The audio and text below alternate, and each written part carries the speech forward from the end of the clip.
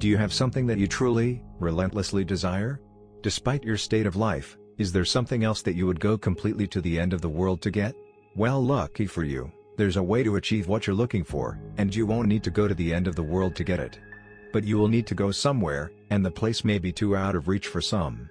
It's not far away, closer than one may believe, but there are requirements that some individuals may not meet. First, whatever it is that you seek, know that you must seriously desire what you want. In your eyes, it should be something you need. If you begin the journey without the correct state of mind, you will surely fail, as it will be near impossible to turn back once the journey starts. The second requirement is that you will need a vehicle of sorts. Most use a car, as it's the most comfortable choice.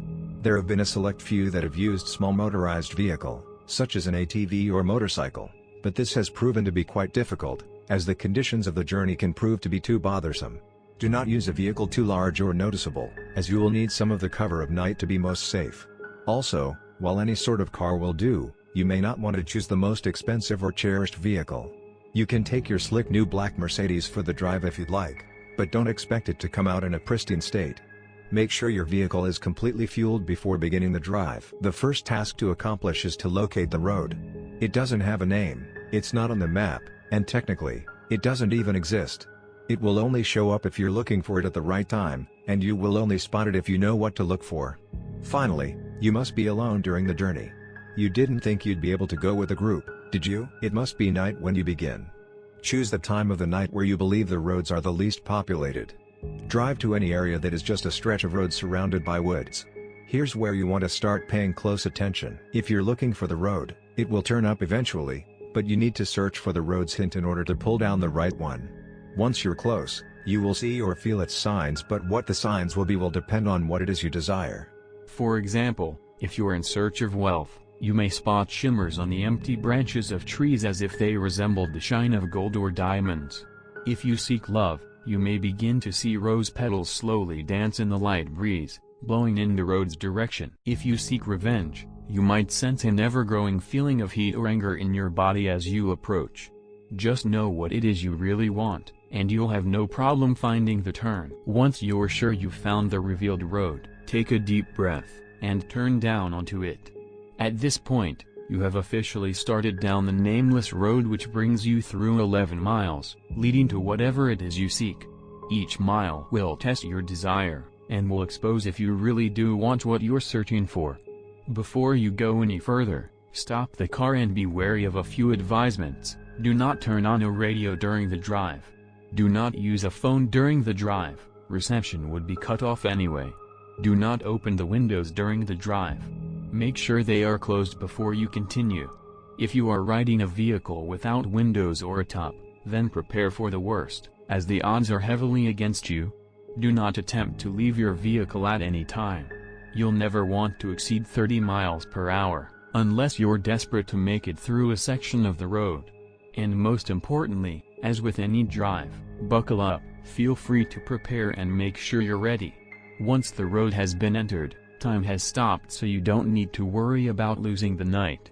Though you may not notice, you are not actually in your own world anymore. Take one last moment to realize that once the first mile is over, there is no turning back. If you ponder turning back at all, know that you shouldn't even be on the journey in the first place. Once all is done, continue on the road. On the first mile, you won't see much change. The road passes through mostly woods, with a few miles being an exception. The air will turn a bit colder, in which you should turn on your heating system if the vehicle has one. You won't want to take your eyes off the road later. Take some time to calm any uneasiness by admiring some of the night sky. You'll see it completely lined with stars, more than what you would ever believe possible. If the weather was cloudy beforehand, you'll also notice that the sky is now clear. On the second mile, the air will become even colder.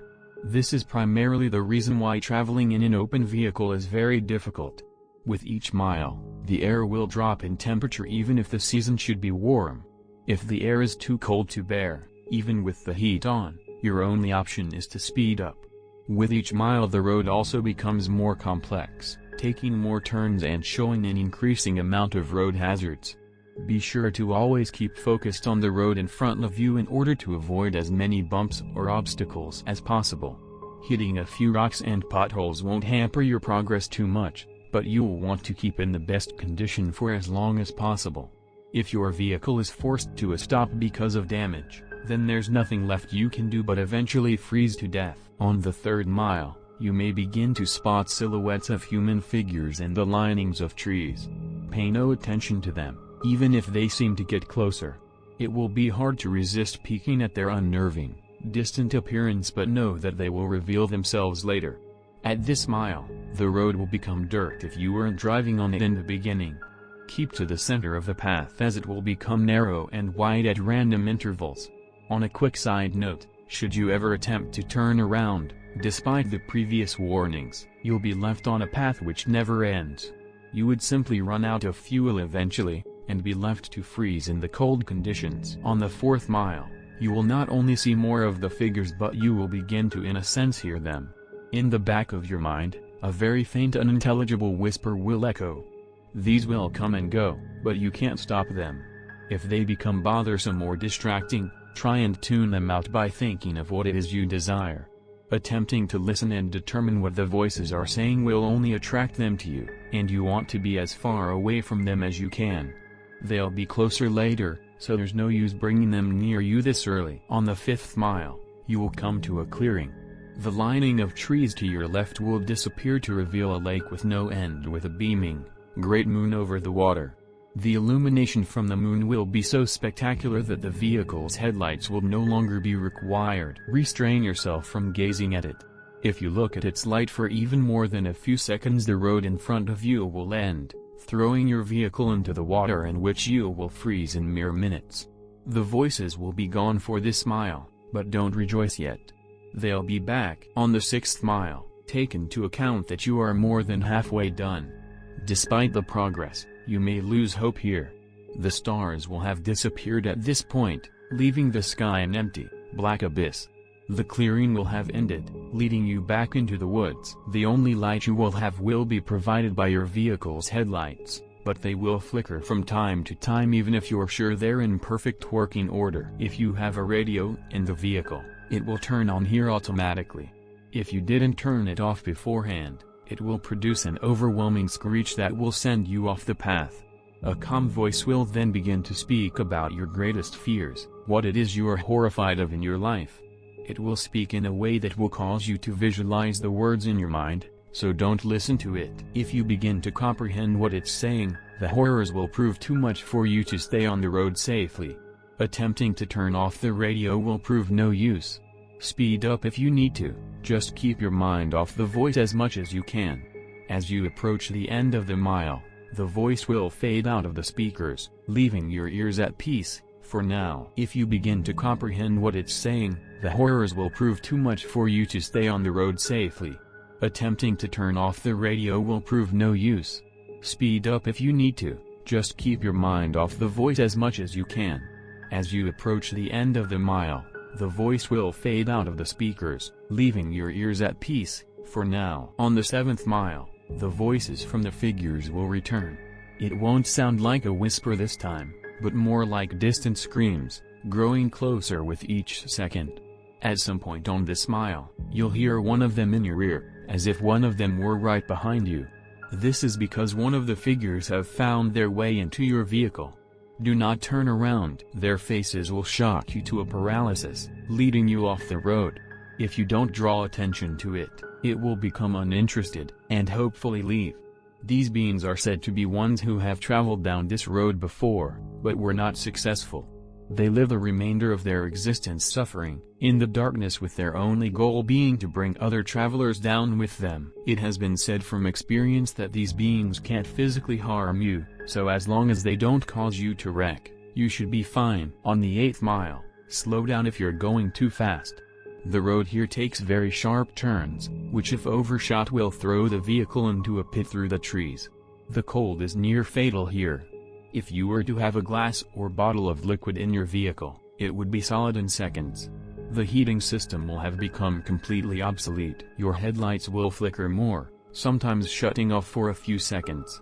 You should brake if this happens, but do not completely stop. The figures will be following you at this point, and should you stop for too long, They will surround and trap your vehicle. More of their screams can be heard from outside your doors, sometimes even sounding of maniacal laughter. Their screams can be heard from outside your doors, sometimes even sounding of maniacal laughter. Their hands will claw at your windows, desperate to reach in and feel something living. Do not look at them. They won't block your windshield, and the last thing you want to happen is to crash and be trapped with them. If you don't make it from here, pray that it's the freezing that ends you. On the 9th mile, your vehicle will stall.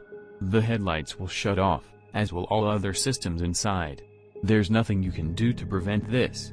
What you will need to do is close your eyes and immediately attempt to restart the vehicle. Keep your eyes closed, as the figures would have surely surrounded you at this point. The starting of the vehicle will frighten them, and they will all back. This will give you a chance to start moving forward again. If you begin to hear the windows crack from their struggle, don't lose focus. The beings can alter the vehicle, but remember that they still do not have the strength to physically affect you. You will hear nothing but their voices rampage in your mind, as there could be anywhere between a dozen or 100 after you now. Once you start the vehicle, floor it. Floor it so long as you can stay on the path.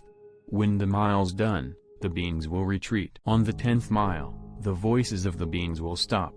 If you were to look in your rearview mirror, do not actually do this, you will see them following you, but not as if they were chasing. They're watching you, as if they were seeing you off. As you go down the 10th mile, the road will be smoother, as if you were back on the 1st mile. The figures will be lining the sides of the path ahead of. They won't be after you, but they will watch you as you pass. Some have theorized that the beings are impressed here, that you have come a long way on the journey to what you desire. This is false. They are not impressed, but they are happy. They are happy you are about to approach the next mile. They are happy because you are most likely going to your death. On the 11th and final mile, everything in your vehicle will lose power, as it did on the 9th mile. The vehicle would normally be immobile, but you will still be moving. An unknown force will be pulling you forward. In the darkness, you will see a glowing red light up ahead, as if it were a light at the end of a tunnel. Close your eyes, and cover them. Do whatever it takes to make sure you do not see what you are about to go through. Covering your ears would also be helpful, but keeping your eyes covered should be a higher priority. The red light is another clearing, but there's no moon or lake this time. Once it's entered, unrelenting and inconceivable noises will sound from all directions. No amount of bravery and conditioning will spare you from these sounds. The cold will turn to a merciless heat, burning all parts of the vehicle. You will feel the illusion of the flesh being burned off your bones, that every part of you is being destroyed as you travel through screams and audible suffering. As long as you keep your eyes closed, and resist the urge to see where you are, you will survive through the suffering. This will last a total of 31 seconds, but many fail to keep their vision closed during that time and are left to the worst fate of the road. Where is this mile located? Those who have survived do not know. Some have named it the transmission from hell, but whether it's part of hell is debatable. After the final mile, power will return. Stop the vehicle. Take a moment to possibly regain some of your sanity.